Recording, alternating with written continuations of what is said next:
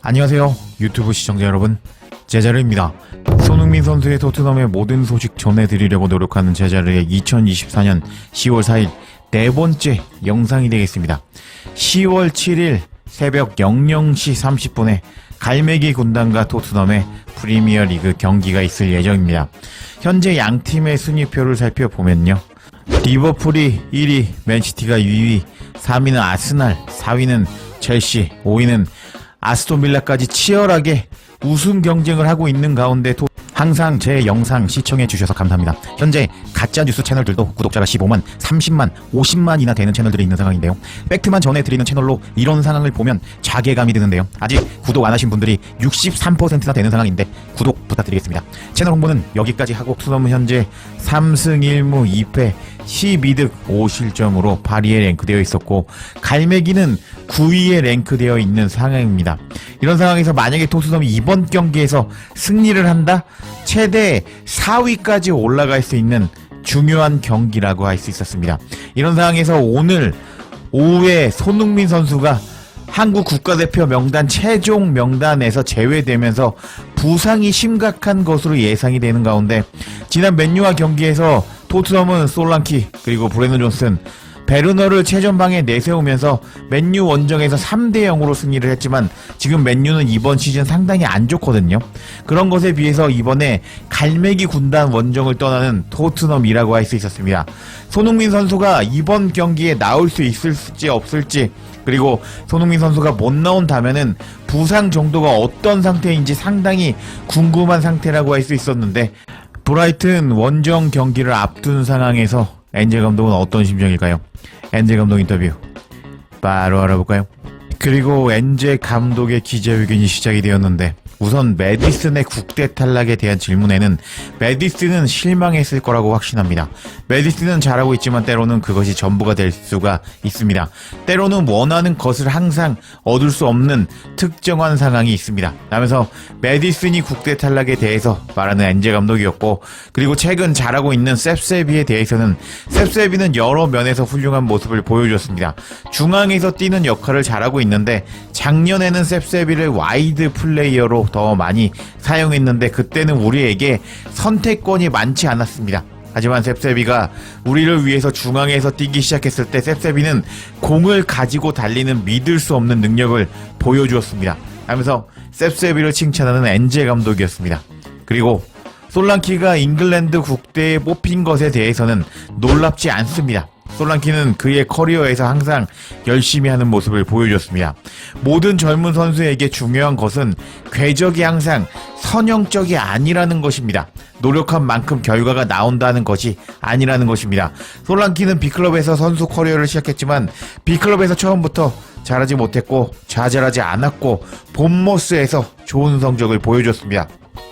솔랑키 본인에게 달려있을 텐데요. 저는 솔랑키를 한 달 동안 데리고 있었는데, 솔랑키가 잉글랜드 국대로 뽑힌 것은 저와 관련이 없고 모두 솔랑키가 잘해서 뽑힌 것이었습니다. 라면서 솔랑키를 영입해서 잘 기용해서 국대에 뽑힌 것을 솔랑키가 잘해서 뽑힌 것이라고 말해주는 엔젤 감독이었습니다.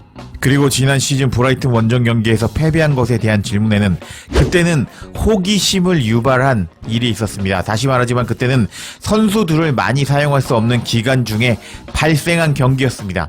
우리는 경기를 형편없게 시작했고 4대4로 경기를 끝낼 수 있었지만 4대2로 패배해 버렸습니다. 하면서 그때 선수들 부상으로 기용이 불가능해서 진 패배라고 말한 엔젤 감독이었습니다.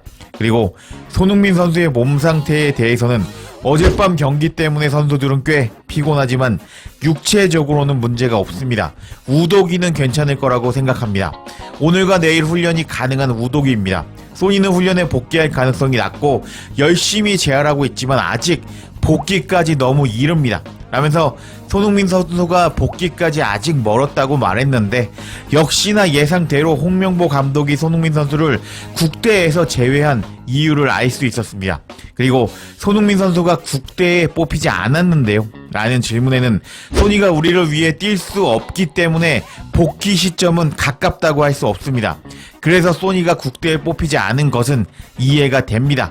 라면서 토트넘에서 못 뛰는데 국대에 안 뽑히는 게 당연하지 라고 말하는 엔젤 감독이었습니다. 이렇게 엔제 감독은 이번 갈매기와 경기에서 손흥민 선수가 복귀할 수 없다고 말하면서 손흥민 선수가 이번 브라이튼과 경기에서 명단 제외될 것임을 암시하였습니다. 이번에 토트넘이 상대하게 되는 브라이튼이라는 팀은 정말 프리미어 리그에서 이번 시즌 돌풍을 일으키고 있는 팀이라고 할 수 있는데, 일단 8월 달에 홈에서 맨유를 2대1로 잡았습니다. 맨유가 지금 너무 못하고 있기 때문에 이런 성적은 뭐 브라이튼이 그렇게 잘하는 거 아니지 않나? 라고 생각하실 수가 있는데요. 근데 그 다음 경기에서 대박을 쳐버린 브라이튼이었습니다. 그 아스날 원정 경기에서 아스날에서 라이스가 멍청하게 퇴장을 당해버렸지만 아스날 원정 경기에서 1대1로 무승부를 기록하면서 정말 만만치 않은 브라이튼이라고 할 수 있습니다. 그리고 그 다음 경기에서는 의외로 입스위치에게 0대0 무승부를 기록하면서 약팀에게는 뭔가 점수를 따지 못하는 모습을 보여주었지만 그 다음 경기 울버햄튼을 카라바오컵에서 발라버렸습니다. 그리고 또 홈에서 노팅엄에게 홈에서 2대2로 무승부를 기록하면서 아스날 원정에서 무승부를 기록한 이후에 리그에서는 3연속 무승부를 기록하고 있는 브라이튼이라고 할 수 있겠습니다. 그리고 지난주에는요, 첼시 원정을 떠났는데 첼시 원정에서 팔머에게 원맨쇼에 당해버리면서 4대2로 패배한 브라이튼이었습니다. 하지만 브라이튼은 만만하게 볼 수 없는 상대라고 할 수 있습니다. 그리고 현재 브라이튼의 골 분포도를 살펴보면 최전방에서 데니 웰백이 3골 1도움을 기록하고 있고, 그리고 왼쪽 측면에서는 일본의 공격수의 자랑 미토마가 1골 1도움을 기록하고 있는 모습을 보여주고 있는데, 이번에 손흥민 선수가 이번 경기 결장이 확정이 되면서 손흥민 선수와 미토마의 대결이 무산이 되고 말았습니다. 근데 어떡하겠어요. 손흥민 선수가 부상에서 완전하게 회복하는 것이 더 중요하다고 할 수 있거든요. 제 채널 댓글 중에서 이런 댓글이 많더라고요. 손흥민 선수 축구 보고 싶은데 손흥민 선수가 안 나와서 너무 안타깝다고 반응하시는 팬들이 계시는데요.